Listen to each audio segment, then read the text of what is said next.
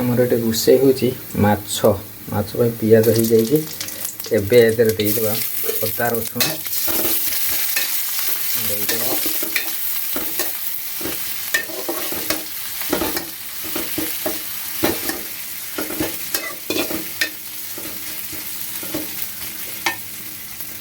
ଏତିକି ଅଛି ଆଳୁ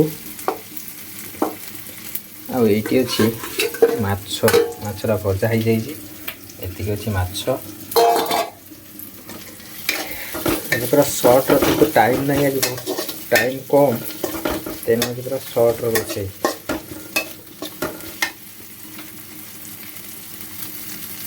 ଏବେ ଦେଇଦେଲେ ବିଲାତି,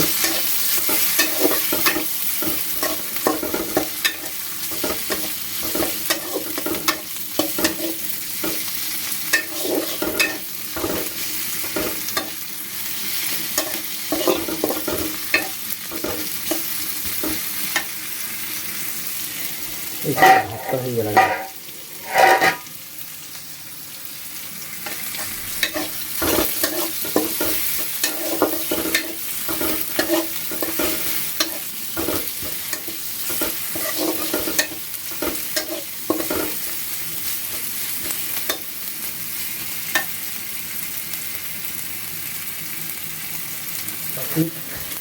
ଆଉ ଲଙ୍କା ଟିକେ ଦେଇଦେବା, ହଳଦୀ ଏତିକି ଦେବା। ଯେହେତୁ ଆମେ 2 ଜଣ ଖାଇବୁ ତେଣୁ ସେଇପାଇଁ ଯେତେ କମ୍ ଦେଲେ ବି ଟିକେ ଅଧିକା ହେଇଯାଏ। ଦେଇଦେବା ଟିକେ ଲଙ୍କା, ସେଟା ଟିକେ ଦେଇଦେବା ପାଣି।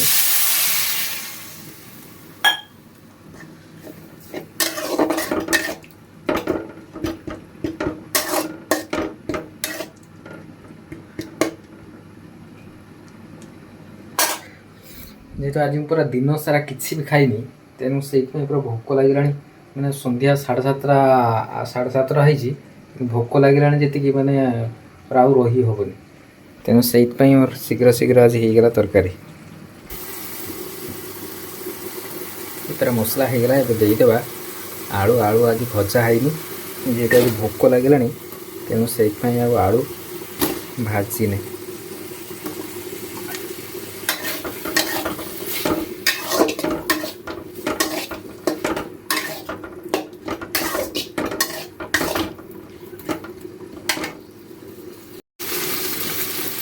ମୋର ଏବେ ଆଳୁଟା ଟିକେ କଷି ହେଇ ଆସିଲାଣି। ଆଉ ଗୋଟେ ଜିନିଷ ଏତେ ପର୍ଯ୍ୟନ୍ତ ପଡ଼ିନାହିଁ, ଏଇଟାରେ ନଥିଲା ହେଉଛି ଲୁଣ। ଏ ଲୁଣ ଟୋଟାଲ ନାହିଁ। ଲୁଣ ଏখানে ତଳକୁ ଯାଇକି ଆମ ଯେଉଁ ରୁମ୍ ତା ତଳେ ହେଉଛି ଦୋକାନ ଅଛି, ତ ସେଇଠି ଯାଇକି ମୋତେ ଆଣିବା ପାଇଁ ପଡ଼ିବ। ଆଣିଲେ ହେଉଛି ପଡ଼ିବ ଲୁଣ।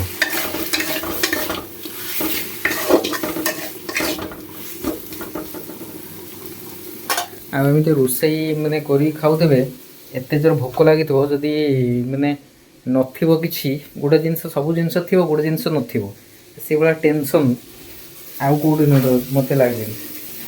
ଏତେ ଜୋର ଟେନସନ୍ ଲାଗେ। ଭୋକ ଟାଇମ୍ରେ ସବୁ ଜିନିଷ ଥିବ କିନ୍ତୁ ଯେଉଁ ଜିନିଷଟା ଦରକାର ସେ ଜିନିଷଟା ନଥିବ, ପୁଣି ତାକୁ ଆଣିକି ଦୋକାନରୁ କରିକି ରୋଷେଇ କଲାବେଳକୁ ସେଇଟା ସବୁଠୁ ହେଉଛି ଟେନସନ୍ କାମ ସେଇଟା। ଆଉ ସେଇଟା ଯେତେ ଭାବିଲେ ବି କିନ୍ତୁ ସେଇ କାମଟା ସବୁବେଳେ ହିଁ ସେୟା ହେବ।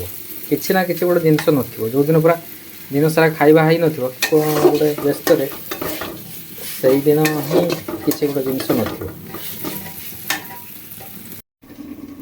ଏବେ ଆସିଲା, ଏବେ ଲୁଣ ଆସି ଭର୍ତ୍ତି ହେଲା। ଏବେ ପକେଇଦେବା ଲୁଣ, ନହେଲେ ମନେ ରହିବନି, ସେମିତି ରହିଯିବ।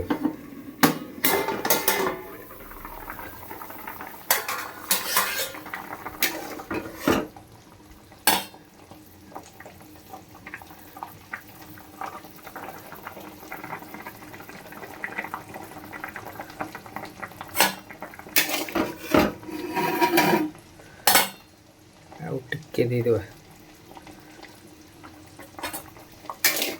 ଏତିକି ଦେଇଦେବା। ଆଳୁ ଟିକେ ସିଝି ଆସିଲାଣି। ଏବେ ପକେଇଦେବା ମାଛ।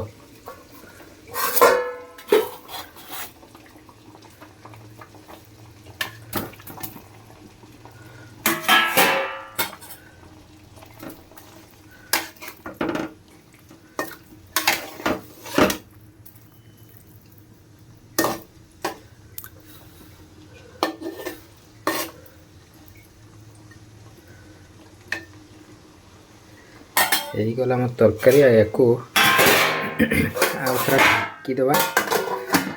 ଢାଙ୍କିଦେଲେ ଭଲସେ ହେଇଯିବ। ଏପଟେ ଭାତଟା ହେଇଗଲାଣି। ଭାତଟାକୁ ଏଥର ଗାଳିଦେବା।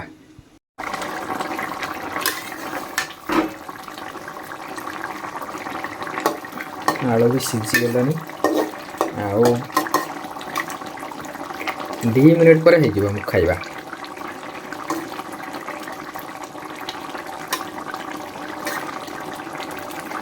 ଗୋଟେ ନିଜେ ରୋଷେଇ କରି ଖାଇବା ପାଇଁ ପଡ଼େ ସେଠି ବଡ଼ ଟେନସନ୍। ଯଦି ଭୋକରେ ଥିବେ ତାହେଲେ ଆସିକି ରୋଷେଇ କରି ଖାଇବା ବଡ଼ କଷ୍ଟ। ସେଇଟା ସବୁଠୁ କଷ୍ଟ।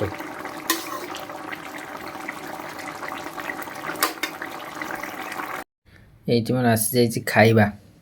ଏଇଟା ହେଉଛି ମାଛ। ମୋତେ ଯେହେତୁ ଆଜି ଟାଇମ୍ ହେଇଛି 7:30, କିନ୍ତୁ ଏତେ ଜୋର ଭୋକ ଲାଗିଲାଣି, ଦିନ ସାରା ଖାଇ ନାହିଁ, ତେଣୁ ସେଇଥିପାଇଁ ବହୁତ ଜୋର ଭୋକ ଲାଗିଲାଣି। ଏତିକି ହେଉଛି ଆମର ଭାତ। ଏତିକି ଭାତ, ଏତିକି ହେଉଛି ଖାଇବା। ଯେହେତୁ ଆଜି ମୁଁ ଟେନସନ୍ ଖାଇନଥିଲି ଆଜି ଦିନ ସାରା, କିନ୍ତୁ 7:30 ବେଳକୁ ମାନେ ମୋତେ ଅନ୍ଧାର ଦେଖାଗଲା। ଏତେ ଜୋର ଭୋକ, ପୁଣି ରୋଷେଇ ହେଇନଥିଲା, ତା ପୁଣି ରୋଷେଇ କରିକି ଖାଇଲେନି, ଜଷ୍ଟ ଖାଇବି। ଯେତେବେଳେ ଟେନସନ୍ ନଥିଲେ ଭୋକ ଲାଗେନି। ତାପରେ କି ଜଣେ ବୁଝାଇଦେଲେ ଟେନସନ୍ଟା ଟିକେ ଦୂର ହେଇଗଲେ, କିମ୍ବା ଯେଉଁ କାମଟା କରିଥିଲେ ସେଇ କାମଟା ଟିକେ ସରିଗଲେ, ତାପରେ ହେଉଛି ଭୋକ ଲାଗେ। ମାନେ ବହୁତ ଜୋର ଭୋକ ଲାଗେ। ନହେଲେ ଟେନସନ୍ରେ ମୋତେ ଭୋକ ଲାଗେନି। ଦିନ ସାରା ରହିଯିବି, ଭୋକ ଲାଗିବନି।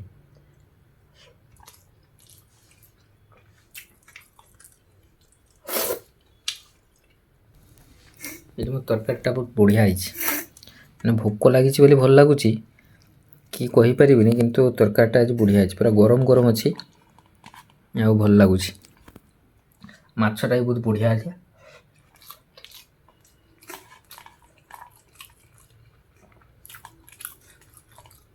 ଏମିତି ଯେତେବେଳେ ଭୋକ ଲାଗିବ, ନ ରାଗିକି ଏମିତି ରୋଷେଇ କରିଦେଲେ ବଢ଼ିଆ। ଏଠି ଯଦି ରାଗିକି ଭୋକ ଲାଗିଥାନ୍ତା, ରୋଷେଇ କରିନଥାନ୍ତି, ସେ ରାଗଟା ଆହୁରି ବଢ଼ିଥାନ୍ତା। ଯେ କରିବା ପାଇଁ ପଡ଼ିବ, ଯେତେବେଳେ ଯେଉଁ କାମଟା ଯେତେବେଳେ କରିବା ପାଇଁ ପଡ଼ିବ, ସେଠି ନ ରାଗିବା ଭଲ। କାହିଁକିନା ଆଉ କେହି ତ ଆସି କରିଦେବେ ନା, ନିଜକୁ କରିବା ପାଇଁ ପଡ଼ିବ। ତେଣୁ ସେ ରାଗଟାକୁ କଣ୍ଟ୍ରୋଲ୍ କରିକି ନିଜେ କାମ କରିଦେବା ସବୁଠୁ ବେଷ୍ଟ।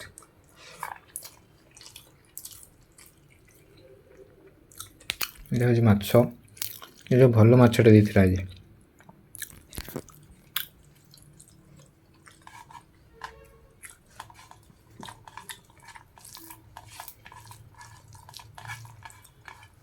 ବଢ଼ିଆ ଲାଗୁଛି ଖାଇବାଟା ଆଜି, ପୁରା ଗରମ ଗରମ।